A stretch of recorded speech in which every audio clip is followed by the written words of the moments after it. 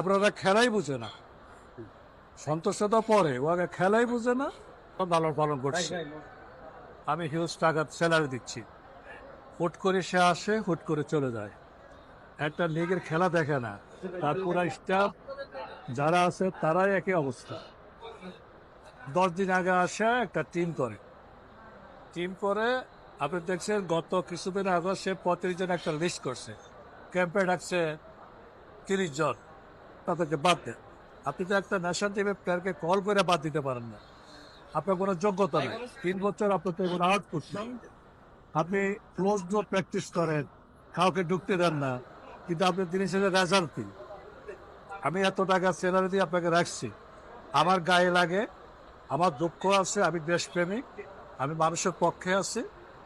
এই জন্য আমি এই পুরো স্টাফের পরিবর্তন চাচ্ছি এবং নতুন করে আমি কোচ আনতে চাচ্ছি। এবং আমি যে স্যালারি দিচ্ছি এই স্যালারিতে আমি কোচ এনে আমি ন্যাশনাল টিমকে আরো ভালোভাবে সাজিয়ে একটা রেজাল্টের আশায় বসে আছি। এই জন্য আমি আমার দেশপ্রেম আছে বিদায় এই দেশের 18 কোটি মানুষ কোচের বিরুদ্ধে, আমিও তাদের সাথে একমত, যার প্রেক্ষাপটে আমি আমার মতামত প্রকাশ করেছি।